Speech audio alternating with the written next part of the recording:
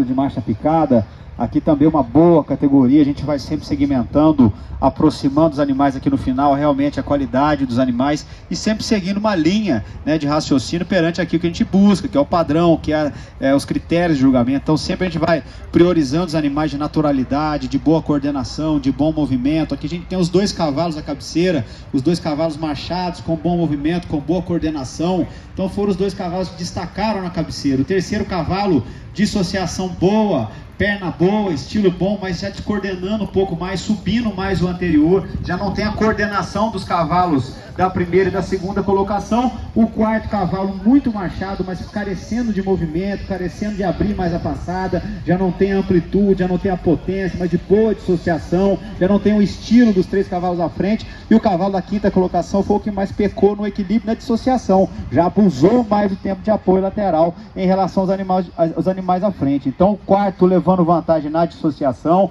levando vantagem na distribuição dos apoios em relação ao animal de trás, na qualidade da montada, no equilíbrio do grau da dissociação, o quarto cavalo levando vantagem, visto que o de trás agrada pelo estilo, mas já pecou bastante na movimentação pela dissociação e por abusar um pouco mais do tempo de apoio lateral, por isso a definição. Entre o terceiro e o quarto, aqui a dissociação é próxima nos 2 cavalos, mas quando a gente avalia estilo, a postura do terceiro cavalo, o quarto já invertendo mais a base do pescoço, espichando mais o focinho para frente, já não tendo a potência da perna do cavalo da terceira colocação, se a gente observar, ficou devendo bastante no trabalho do posterior o quarto cavalo. Então dissocia, mas falta abrir mais a passada, falta mais potência, aonde ele ganha do terceiro cavalo, é na coordenação do anterior. A vantagem do quarto cavalo é essa sobre o terceiro, o anterior dele é mais coordenado, mas em contrapartida o cavalo à frente é mais estável, é mais amplo, tem perna mais potente, tem postura melhor, está melhor adestrado, terminou com o estilo ainda melhor em relação ao animal de trás.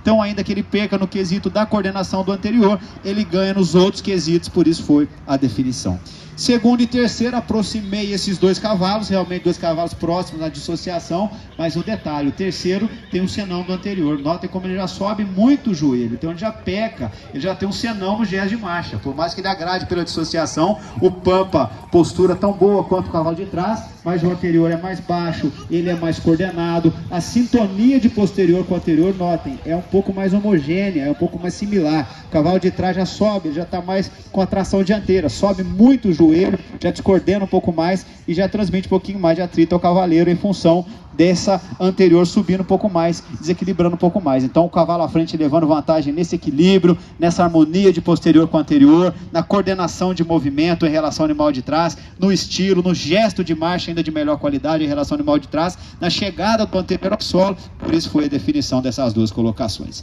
E o primeiro com o segundo, o primeiro cavalo foi o cavalo de melhor naturalidade, de melhor dissociação, o cavalo que agradou muito, não só montado, mas na marcha em rédea livre, foi a melhor marcha livre aí do campeonato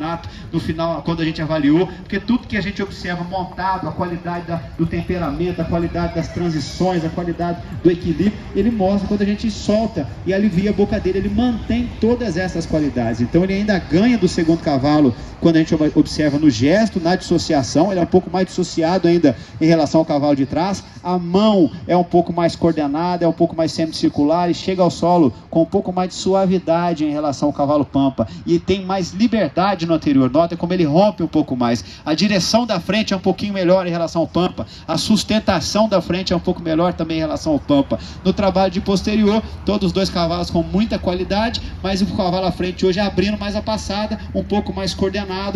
com o posterior ainda melhor, com o anterior um pouquinho melhor em relação ao animal de trás, em função também da sustentação da frente um pouquinho mais natural. E quando a gente monta nos 2 cavalos, o cavalo pampa agrada muito pela montada, mas hoje o alazão à frente com as transições um pouquinho mais suave, um pouquinho mais equilibrado nas curvas, mantendo um pouco mais a coordenação, a sustentação da frente, estão somando mais pontos também na qualidade da montada, por isso foi a definição. Parabéns aos apresentadores e aos proprietários.